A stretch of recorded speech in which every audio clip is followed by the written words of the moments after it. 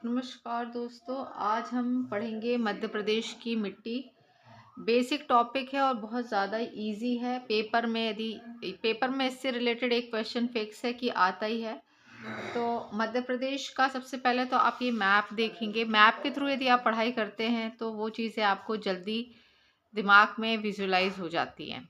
ठीक है, तो ये जो मैप है इसको ध्यान से देखिए। इसमें मध्य प्रदेश में पहले तो कितने प्रकार की मिट्टी पाई जाती है? तो मध्य प्रदेश में 5 प्रकार की मिट्टी पाई जाती है। ठीक है, 5 प्रकार में कौन कौन सी आती है?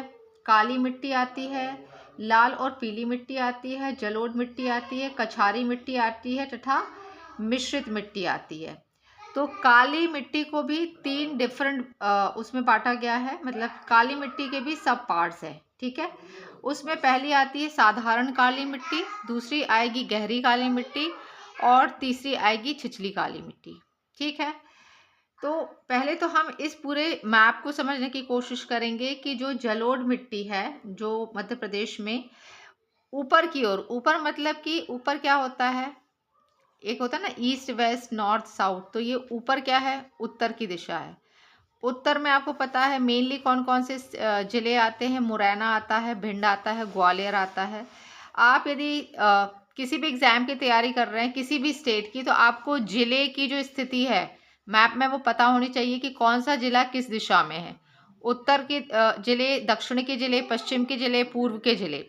तभी आप एग्जाम में यदि कोई क्वेश्चन घुमा कर आता है तो उसको बना पाने में आप तब समर्थ होंगे जब आपको मैप में वो चीज़ पता होगी। तो जो जलोढ़ मिट्टी है वो, उसको कछारी मिट्टी भी कहते हैं। तो यदि क्वेश्चन पेपर में कछारी मिट्टी आ जाता है तो उससे कंफ्यूज नहीं होना है। इसको 3 नामों से पीएससी देती है, या तो जलोढ़ मिट्टी देगी, या कछारी मिट्टी देगी, या एलोवियल सॉइल देगी। हिंदी में भी इसको एलोवियल सॉइल ही लिखेगी। वो मध्य प्रदेश में सिर्फ 3% है। कौन कौन से जिले में आती है? तो भिंड, मुरैना और ग्वालियर। ठीक है, सिर्फ यही 3 जिले हैं जहाँ पे जलोढ़ मिट्टी पाई जाती है। ठीक है, अब हम काली मृदा की बात करें तो टोटल कितना परसेंट है काली मिट्टी मध्य प्रदेश में? तो 47% है।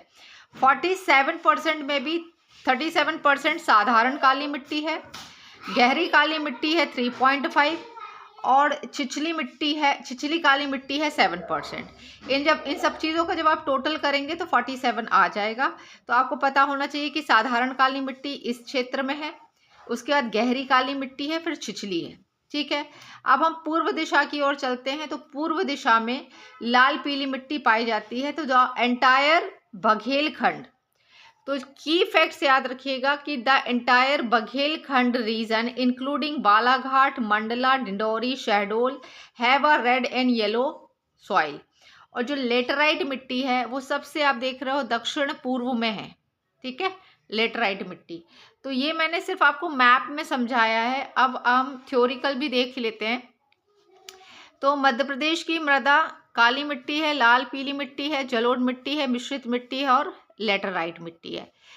मृदा अपरदन हमेशा पूछा जाता है कि मृदा ह्रास का अर्थ है मिट्टी में उपस्थित पोषक तत्वों की कमी से गुणवत्ता में कमी आती है। इसे मृदा ह्रास या मृदा निम्नीकरण कहा जाता है। सॉइल इरोजन, मृदा क्षरण। तो देखो, सॉइल डिग्रेशन मतलब मृदा का ह्रास में क्या होता है? पोषक तत्वों में कमी आती है। सॉइल इरोजन में क्या होती है? जल, हवा या समुद्री लहरें, हिमानी और स्थानांतरित कृषि, इन सभी घटकों में जब मिट्टी की ऊपरी परत का कटाव या क्षरण मृदा अपरदन कहा जाता है। मृदा अपरदन के भी 2 भागों में बोला गया है। तो परत अपरदन होता है, एक अवनालिका अपरदन, जिसको इंग्लिश में बोलते हैं गुली इरोजन।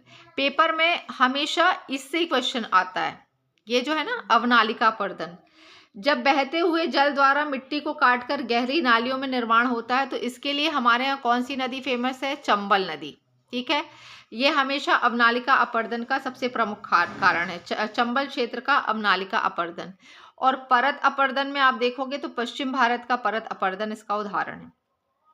मध्य प्रदेश में जो इसके बेसिक फैक्ट है वो आप पढ़ लीजिए कि मध्य प्रदेश में 5 प्रकार की मृदा का विस्तार पाया जाता है। मध्य प्रदेश में काली मिट्टी को कपास मिट्टी भी कहते हैं। मध्य प्रदेश में मालवा पठार के अंतर्गत विस्तृत काली मिट्टी का निर्माण ज्वालामुखी उद्गार द्वारा हुआ है। मध्य प्रदेश में काली मिट्टी के क्षेत्र का विस्तार मालवा पठार के अतिरिक्त नर्मदा घाटी में पाया जाता है। तो आपको पता होना चाहिए कि मालवा पठार में कौन कौन से जिले आते हैं और नर्मदा घाटी में कौन कौन से जिले आते हैं। ठीक है, अपार्ट फ्रॉम दिस यदि मैं देखूं तो इसमें और क्या है, अभी भारत में मध्य प्रदेश में सर्वाधिक काली मृदा की प्रचुरता उपलब्ध है। मध्य प्रदेश में गहरी काली मृदा का विस्तार कहाँ कहाँ है, तो होशंगाबाद, हरदा, उज्जैन में पाई जाती है। मध्य प्रदेश में पश्चिमी क्षेत्र में विस्तृत काली मिट्टी का रंग काला लोहे व चूने की उपस्थिति के कारण होता है। मध्य प्रदेश में पाई जाने वाली काली मृदा की प्रकृति कैसी होती है, तो क्षारीय होती है, क्योंकि उसमें चूना, लोहा और मैग्नीशियम पाया जाता है।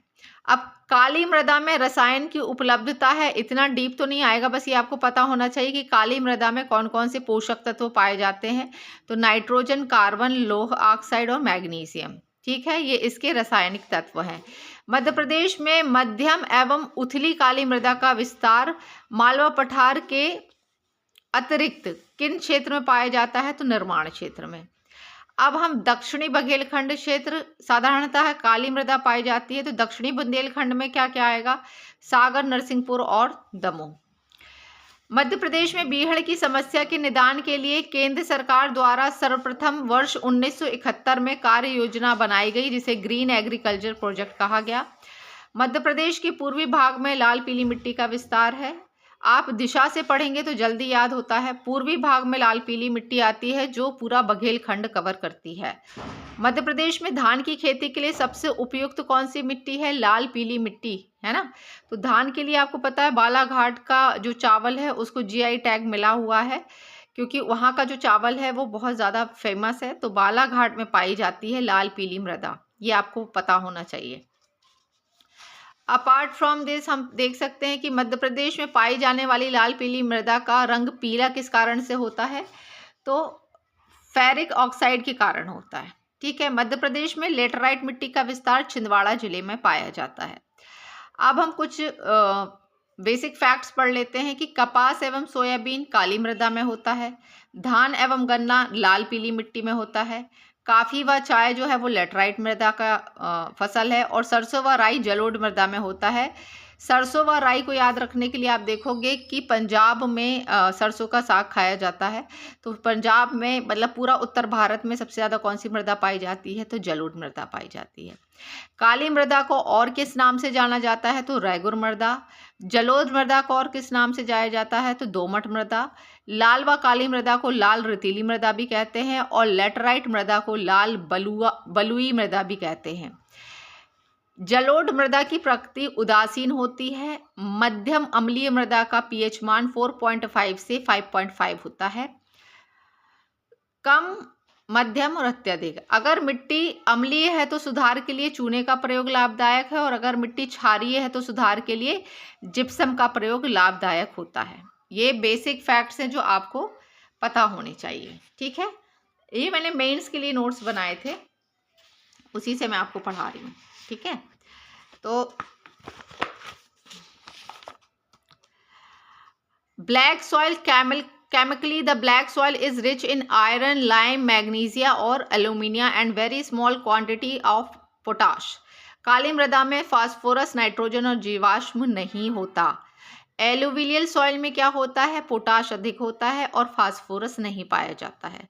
These are the basic facts जो मैंने अपने नोट्स बनाए थे, ये मेरे खुद के नोट्स थे। ठीक है, अब हम बुक्स से भी पढ़ लेते हैं थोड़ा बहुत कि बुक्स में क्या क्या है। तो ये भी वही है जो मैंने आपको पढ़ाया शायद। अब हम कुछ बुक से भी पढ़ लें। ऑथेंटिक सोर्सेज जो हैं, ये वाली बुक है मेरी जिससे मैंने पढ़ाई करी थी। ये अब मार्केट में आना मुश्किल है, नहीं आती है। तो जहाँ जहाँ मैंने नीले पेन से वो किया है उस पर हम ध्यान देंगे। ठीक है, तो स्टार्ट करते हैं कि मध्य प्रदेश भारत के दक्षिणी प्रायद्वीप पठार का वह भूभाग है जहाँ विस्तृत प्रदेश में अवशिष्ट मिट्टी पाई जाती है। ठीक है, संपूर्ण मध्य प्रदेश में प्रोणमधा पाई जाती है। संपूर्ण मध्य प्रदेश में मिट्टी के कितने प्रकार हैं? तो कुल 5 प्रमुख प्रकार हैं, ये दिए हुए हैं। काली मिट्टी है, लाल और पीली मिट्टी है, जलोढ़ मिट्टी है, कछारी मिट्टी है, मिश्रित मिट्टी है। काली मिट्टी यह मिट्टी गहरे रंग को दोमट मिट्टी है। चीका एवं बालू इसके 2 प्रधान अवयव हैं। यह मिट्टी गहरे रंग को दोमट मिट्टी है और यह चीका और बालू इसके 2 प्रधान अवयव हैं। ठीक है। सफेद चीका युक्त यह मिट्टी बहुत बारीक कण वाली होती है। चूना, मैग्नीशियम एवं कार्बोनेट्स के अंश वाली होती है। इस मिट्टी में लोहे, चूने एवं एल्यूमिनियम की अधिकता एवं फास्फोर, नाइट्रोजन एवं जैव पदार्थ की कमी होती है। तो यदि सवाल आता है कि काली मिट्टी में सबसे ज़्यादा क्या क्या चीज़ों की अधिकता होती है, तो उसमें सबसे ज़्यादा लोहे, चूने और एल्यूमिनियम की अधिकता होती है, परंतु फास्फोरस और नाइट्रोजन एवं जैव पदार्थ की कमी होती है। काली मिट्टी का प्रदेश मुख्यतः वह है वहाँ दक्कन ट्रैप तथा बेसाल्ट नामक आग्नेय चट्टानें बहुत मोटी तहों में मिलती है। ठीक है। तो ऐसा ही एक क्वेश्चन आया था, मैं दिखा देती हूँ आपको, पिछले साल के पेपर में आया था कि काली मिट्टी का जो विस्तार है वो किसकी वजह से है, मतलब कौन सी चट्टानों से मिलकर बनती है। तो उसमें आंसर में था बेसाल्ट नामक। तो ये कुछ बेसिक फैक्ट्स हैं जो आपको पता होना चाहिए कि दक्कन ट्रैप तथा बेसाल्ट नामक आग्नेय चट्टानें बहुत मोटी तहों में मिलती है। इसे काली चट्टान की झरने से ही यह मिट्टी बनती है। तो यदि पूछे कि काली मिट्टी का निर्माण किसकी वजह से होता है, तो बेसाल्ट नामक आग्नेय चट्टानों के मोटी परत तहों में मिलती है और उनके झरने से इस मिट्टी का निर्माण होता है। तो यदि ऑप्शन में बेसाल्ट नामक आग्नेय चट्टान आए या दक्कन ट्रैप आए तो दोनों सही होंगे। ठीक है। ये अभी हमने काली मिट्टी के बारे में पढ़ा है। मध्य प्रदेश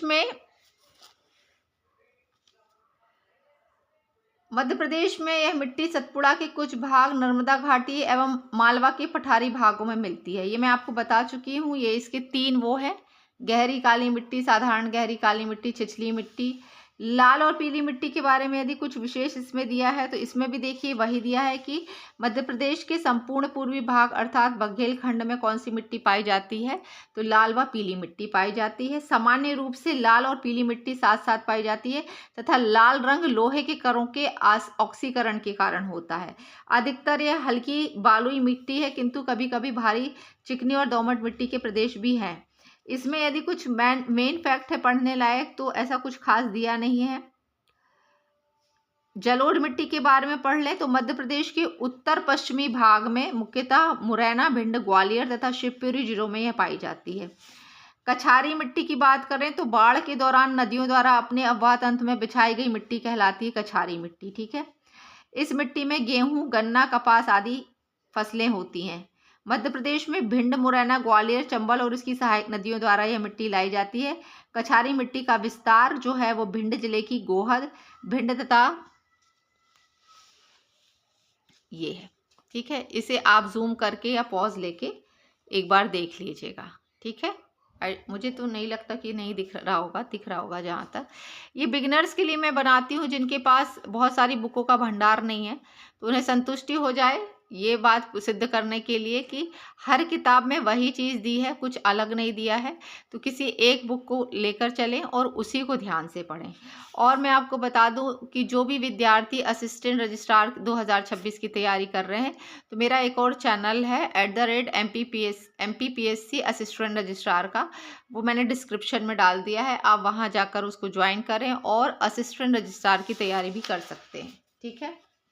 मृदा अपरदन से लेके हमेशा सवाल आता है पेपर में। ठीक है। तो चंबल की घाटी का भूमि क्षरण मध्य प्रदेश की ही नहीं इस प्रदेश की सबसे गंभीर समस्या है। तो एक तो वो अवनालिका अपरदन से रिलेटेड आता है और एक ये चंबल घाटी वाला। ठीक है, अपरदन। अब मैं आपको ये बताना चाहूँगी, ये तो हो गई बुक की बातें। अब पेपर में क्वेश्चन कैसे आते हैं एक बार हम उसको भी देख लेते हैं, है ना।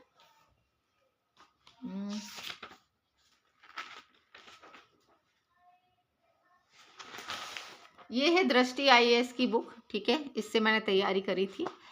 आप इसमें देख पा रहे हो कि मध्य प्रदेश की जलवायु किस प्रकार की है, तो मानसून प्रकार की है। मालवा पठार की जलवायु किस प्रकार की है, तो सम जलवायु है। मध्य प्रदेश के चंबल और नर्मदा घाटी में मिट्टी का अपरदन के क्या कारण है। चंबल में क्या कारण है, अवनालिका अपरदन। मध्य प्रदेश की एकमात्र ऋतु वेधशाला कहाँ स्थित है? तो वो इंदौर में स्थित है। रेगुर मिट्टी किसे कहा जाता है? तो काली मिट्टी को रेगुर मिट्टी भी कहा जाता है। प्रदेश का कौन सा जिला मिट्टी अपरदन से सर्वाधिक प्रभावित है? तो मुरैना जिला। निम्नलिखित में से किस मिट्टी में बालू की अधिकता होती है? तो जलोढ़ मिट्टी में। लाल पीली मिट्टी किस फसल के लिए आदर्श होती है? तो धान के लिए। जलोढ़ मिट्टी में किस तत्व की अधिकता होती है? तो पोटाश की। और काली मिट्टी का निर्माण किस पर चट्टान से हुआ है? तो बेसाल्ट आग्नेय चट्टान से। तो ये मैंने आपको फैक्ट्स भी बता दिए हैं कि क्वेश्चन पेपर में क्वेश्चंस कैसे आते हैं। इसी तरह जुड़े रहिएगा। चैनल को लाइक और सब्सक्राइब ज़रूर करें दोस्तों। Thank you.